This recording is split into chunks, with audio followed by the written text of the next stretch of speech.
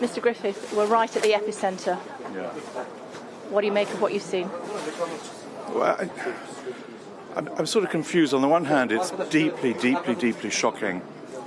The idea that these mountains of rubble still hold people, some of them still alive, many of them dead. We haven't yet begun to really count the ultimate number who may have died. And so that's one reaction. But on the other hand, also the extraordinary response to this, the most disastrous earthquake in 100 years. The extraordinary response, both by Turkey, but also internationally, is quite phenomenal. And it's heartening. Do you think people are still alive? I don't know. I really don't know. It seems not. But you know there are these rules of thumb, as you know, for how long you keep looking after a disaster, after something like this. And they say 72 hours is the golden period, don't they? And yet, as I was just being told just now, they just pulled out somebody alive. Wow. Just now? Yeah, just an hour or two ago. And so, and heard another. So I think it must be incredibly difficult to decide when to stop this rescue phase and move into the next phase, which is also going to have its problems. But yes, what a response. Over 100 countries have sent people here. Amazing. And I can just hear the machinery's gone quiet, which suggests that they're looking for something. Something. Yeah. How would you describe the scene to my viewers at home? It's a scene of extraordinarily contorted, what looks like waste, but which is in fact a building that housed families, children, pets, belongings, and is now just a tangle of terrible rubble, which conceals those who we fear to find, and who makes getting to those dangerous for these heroic people who are doing this 24/7. It's something that nobody should have to see. 24,000 plus is the death toll at the moment. From what you're saying, that's going to go up significantly higher. Yes, there are many sort of rumors, aren't there, about where it may end up. And of course, Syria has its count too. And I think it's really difficult to estimate, obviously very precisely, because you need to get under the rubble. But I'm sure it'll double or more. And that's terrifying. Those are numbers which, you know, people like you and me, we deal a lot with conflict around the world. We deal with the Syrian conflict this last decade.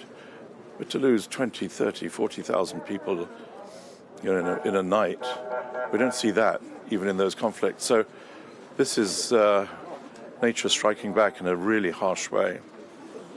The awful truth about Syria from a humanitarian perspective is that the humanitarian needs of the people of Syria grow each year. And each year, despite generous funding, we fail to meet those needs. And each year, as a result, the people who live in absolute poverty in Syria grow, now 90% of the population. The economy in ruins. I'll be going to Syria the next day or two and be seeing how much more difficult it is for them to cope with this tragedy than it is here because of those desperate lost years, 10, 11 years, for what?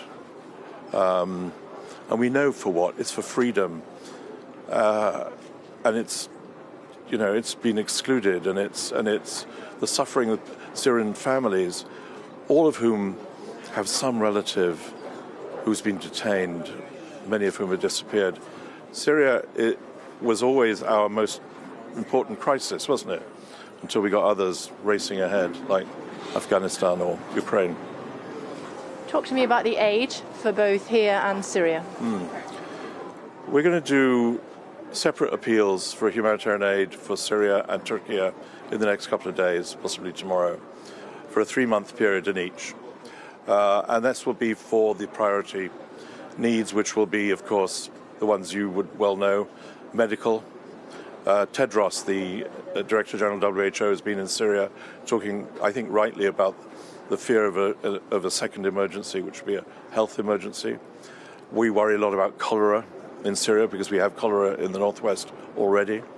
So those appeals will fund, we hope, a good part of the international agency's response in both these places, in both Turkey and in Syria.